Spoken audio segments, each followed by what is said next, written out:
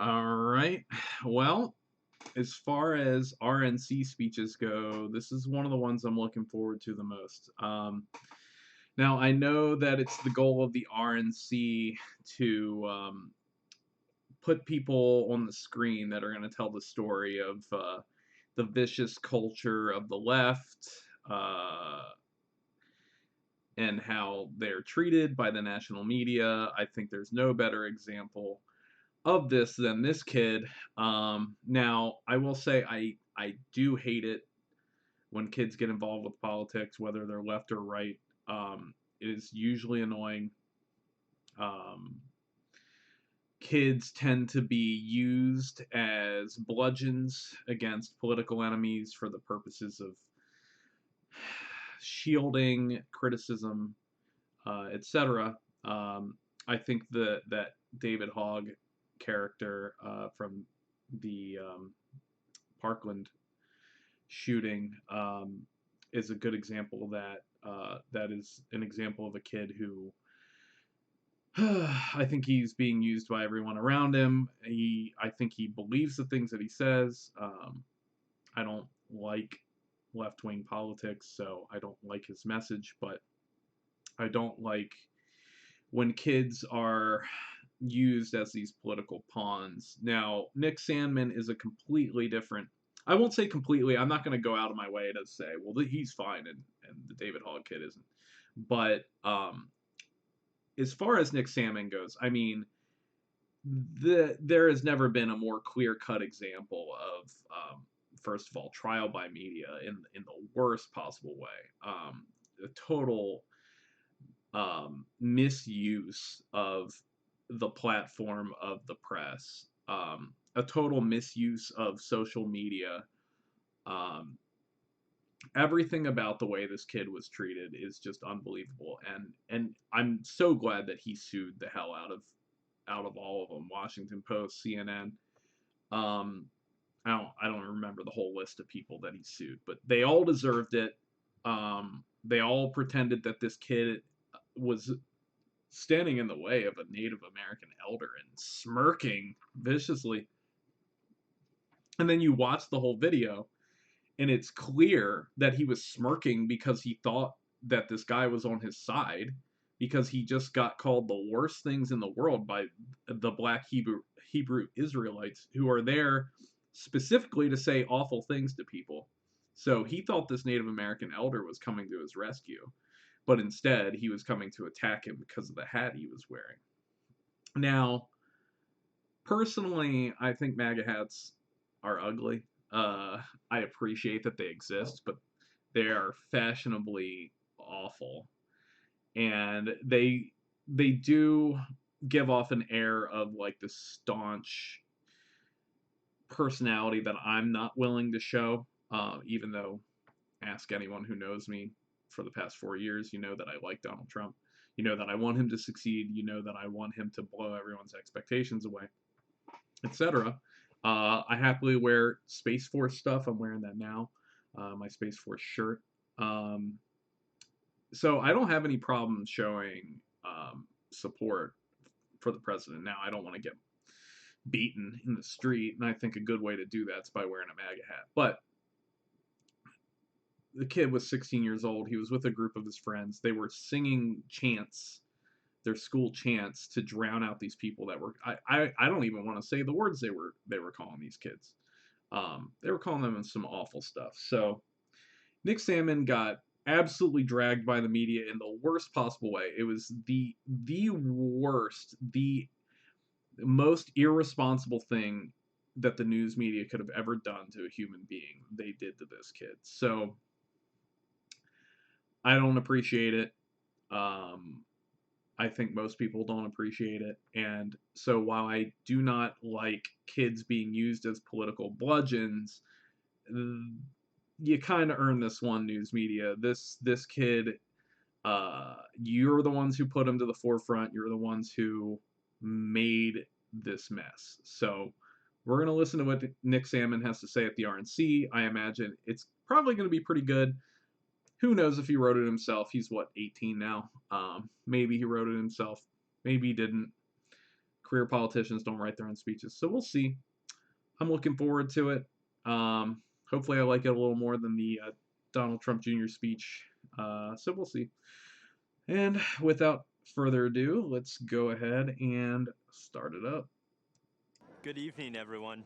My name is Nick Sandmann, and I'm the teenager who was defamed by the media after an encounter with a group of protesters on the steps of the Lincoln Memorial last year. Before I begin, I'd like to thank President Trump for the opportunity to share some of my story and why it matters so much to this November's election. In 2019, I attended the March for Life in Washington, D.C., where I demonstrated in defense of the unborn. Later that day, I bought a Make America Great Again hat because our president, Donald Trump, has distinguished himself as one of the most pro-life presidents in the history of our country, and I wanted to express my support for him too. Looking back now, how could I have possibly imagined that the simple act of putting on that red hat would unleash hate from the left and make myself the target of network and cable news networks nationwide? Being from Kentucky, the birthplace of Abraham Lincoln, my classmates and I visited the Lincoln Memorial. I found myself face to face with Nathan Phillips and other professional protesters looking to turn me into the latest poster child showing why Trump is bad, while the media portrayed me as an aggressor with a relentless smirk on my face. In reality, the video confirms I was standing with my hands behind my back and an awkward smile on my face that hid two thoughts. One, don't do anything that might further agitate the man banging a drum in my face. And two, I was trying to follow a family friend's advice, never to do anything to embarrass your family, your school, or your community. Before I knew what was happening, it was over. One of Mr. Phillips' fellow agitators yelled out, "We got him. It's all right here on video. And we won, Grandpa." What I thought was a strange encounter quickly developed into a major news story, complete with video footage. My life changed forever in that one moment. The full war machine of the mainstream media revved up into attack mode. They did so without researching the full video of the incident, without ever investigating Mr. Phillips' motives, or without ever asking me for my side of the story. And do you know why? Because the truth was not important. Advancing their anti-Christian, anti-conservative, anti-Donald Trump narrative was all that mattered. And if advancing their narrative ruined the reputation and future of a teenager from Covington, Kentucky, well, so be it. That would teach him not to wear a MAGA hat. I learned what was happening to me had a name. It was called being canceled, as in annulled, as in revoked, as in made void. Canceled is what's happening to people around this country who refuse to be silenced by the far left. Many are being fired, humiliated, or even threatened. And often, the media is a willing participant. But I would not be canceled. I fought back hard to expose the media for what they did to me, and I won a personal victory. While much more must be done, I look forward to the day that the media returns to providing balanced, responsible, and accountable news coverage. I know President Trump hopes for that too. And I know you'll agree with me when we say that no one in this country has been a victim of unfair media coverage more than President Donald Trump. In November, I believe this country must unite around a president who calls the media out and refuses to allow them to create a narrative instead of reporting the facts. I believe we must join a president who will challenge the media to return to objective journalism. And together, I believe we must all embrace our First Amendment rights and not hide in fear of the media or from the tech companies or from the outrage mob either. This is worth fighting for. This is worth voting for. And this is what Donald Trump stands for. Thank you all for listening to me tonight. And one more thing. Let's make America great again. Oh, shit. Do the smirk. Oh, man. Oh, man. He missed an opportunity to do the smirk. That would have been that would have been the icing on the cake. If he would have done the smirk, I mean, the hat was perfect. Ending with "Make America Great Again" with the hat was perfect, because of everything that this kid went through over that hat, over the phrase on the hat. I can't even imagine how much money he's worth. I mean, he's tried to sue in like the hundreds of millions, and there's no way they were gonna do that unless they like, they settled. And I think the facts of the case, if they would have taken it the whole way through, he probably would have taken them out of business. I think so. I don't think they've got enough money in the bank to actually cover the costs that he would have gone to. So he's a kid. He's definitely not built for political speeches, but he never wanted to be, as far as I know. He didn't ask for this. He seems somewhat humble about it. He, I don't know, when he said something about the far left. And let me say, I mean, if you've watched all my videos so far, I have I have issues with each speech mentioning the far left, which is interesting because I think the far left is a real thing, and I'm scared of it. Um, but in the case of him, at least, he's 18-ish. He probably doesn't know what the far left actually is, other than like from the kind of media he consumes. So I'm going to criticize that a little bit. It seemed a little iffy as to whether he actually knew what he meant. But I, what can you say? I mean, this kid is like the prime example of what happens when the media gets to do whatever they want and are completely driven by their own agenda. I mean, there has never been a more clear-cut case of just someone being totally destroyed for clicks and for you know short-term monetary gain by the worst possible people. Um, so he absolutely he deserves the limelight, uh, the spotlight rather. I don't. He deserves all the money that he got from CNN and Washington Post. I don't think it's over yet. I think he's got more in the pipe.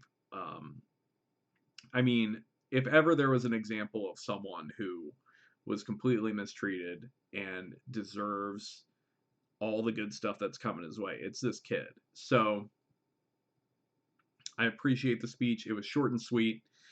It wasn't bogged down with a bunch of stuff. It was mostly about him. Of course, he's talking about Trump. We got to elect Trump and all that stuff. That's kind of to be expected. Um, I guess I I guess I would have liked it a little more polished, but he's a kid. He um yeah, maybe not. Scratch that. He doesn't have to be polished. He's a kid. So it was about what I expected. But he really got me at the end there, put it on the hat, saying "Make America Great Again." That really got me. Uh, so I mean, when you end on a note like that, I mean, you're gonna get pretty good reviews, at least from me. So I really appreciated that. I think it was better than Donald Trump Jr.'s speech, to be honest with you. I just watched that one tonight and did a video on that, and his this was shorter and sweeter. He has a real genuine grievance against the media more so than Donald Trump Jr. does. I think honestly, no one in the world has a more genuine and allowable grievance against the media than the Donald Trump does. I think. In fact, I don't think I ever would have really started supporting Donald Trump if I didn't see the way that they lie about him all the time. That was really where it started for me, was seeing the way that they lied about Donald Trump, by reading the headlines, seeing, and then they'd like clip it down to this like really short, and then you actually read what he said, and it's like he didn't. That isn't that isn't what he said. And when you start seeing that, and then you start hearing people parrot what they hear, and it's not true, And then you go, well, that's not true. At least be truthful. And then they start yelling at you about it and saying, well, don't defend him. Why do you need to defend him? It's like, I'm not defending him. I'm defending what the truth is. And what the truth is in what you said. And that's where it started for me. That's where I started to like Trump a lot. And I was like reading 4chan and stuff like that, who kind of deified him in a memeable, kind of ironic kind of way. So I had a little bit of that going on too. But in 2016, man, I was a Bernie bro. I liked Bernie Sanders. And it wasn't because he promised free shit. It was because he talked about like working class issues. He talked about being fleeced by the millionaires and the billionaires. Like everyone could agree with that. If you weren't a millionaire or billionaire, you do feel like you're being fleeced, and that never changed. That never changed about me, and it did change with Bernie. He doesn't say millionaires anymore because he is a millionaire, and that's not just a talking point. He really did stop ragging on millionaires once he became one. Um, so anyway, I was Bernie bro, and I saw the memeable appeal of Donald Trump. But what really brought me over to his side was the way the media treated him, the way they lied about him, and the way that people would react to me, when you would point out you're not telling the truth. Like, Donald Trump is not a perfect person by any stretch of the imagination. There's a lot about him that's pretty bad, especially in terms of like his personality, and especially in terms of the way he shoots from the hip and doesn't think before he speaks and stuff like that. So when you go out of your way to tell a lie to make him look worse than he is, you're not Good helping evening, very much. everyone. I don't know why that My just name is happened. I hate websites that are built like that. They don't they don't think about the fact that you might let it stay paused for a couple minutes. Um, so, I mean, Nick Sandmann in this case is like the microcosm, the micro example of what Donald Trump is. It's like and because he supports Trump, he fell right into that. He was wearing the hat. He was there to march for life, which, my God, don't ever make a mistake like being pro-life. You'll no one will ever cover you in an objective way if you're anti-abortion, which I'm not anti-abortion. Um, I stated in my other video I'm not. I'm actually pretty moderate on the topic, but I at least appreciate the pro-life point of view. I think that people that are zero tolerance for abortion are people that honestly, truly believe that a zygote, you know, a fertilized egg, no matter what it is, they really truly believe that it's a living creature, a human being that's in development, and they're not okay with killing it. And when I was younger, I was, I'd be like, well, sperm cells are alive too, so if you masturbate, you're killing them too. You'd make up whatever because it's convenient to be able to have an abortion. That's all it is. That's all it really comes down to in a lot of cases. It's the convenience. I don't want to ruin my life or whatever. So I'm not anti-abortion. I'm not a pro-lifer, but I appreciate their point of view, and I don't think it should be denigrated, and I don't think it should be ignored or smeared. I think people that are pro-life, for the most part, are genuine about it. So this kid goes to a Catholic school. He goes to Washington for the March for Life. He buys a MAGA hat. Let the kid be a Republican. Like, you're allowed to be. You are allowed to be a Republican. And that's really what the problem is with this entire thing, is that 50% of the country, the side that actually won the election, has to be fearful to show their support for the side that won. Like, that's what it's been like to be a Trump supporter for 4 years. You're not allowed to show support for the side that won. Isn't that unreal? And so this kid is like the perfect example. He's the perfect example of a lot of things. I've been saying that phrase all night. Perfect example. And so overall, I think it's a good little 4-minute video. I think he said exactly what he needed to say. Um, and I gotta say, I love that little cherry on the sundae at the end. Cherry, the red hat represents the cherry on the sundae, that's for sure. So I appreciate the way he ended it. That is a high note, if ever there was a high note. I appreciated his speech. Um, it's pretty good. So I don't know if I'm gonna do any more tonight. Maybe I'll check out Melania's speech, but maybe I'll do that tomorrow. So we'll see how it goes. Let's see how this video and the Donald Trump Jr. videos go before I go making any decisions on that. But we're gonna call it here for this one. Short video for him, short video for me. But good job, Nick Salmon. Well, he actually pronounces Sandman, so the Sandman says it. That's what I'm going to call him. Good job. Enjoy all that money that CNN and the Washington Post have to give you. You deserve it. And that's it. Godspeed, man. Keep it up. And that's it. Catch you later, everyone. Thanks.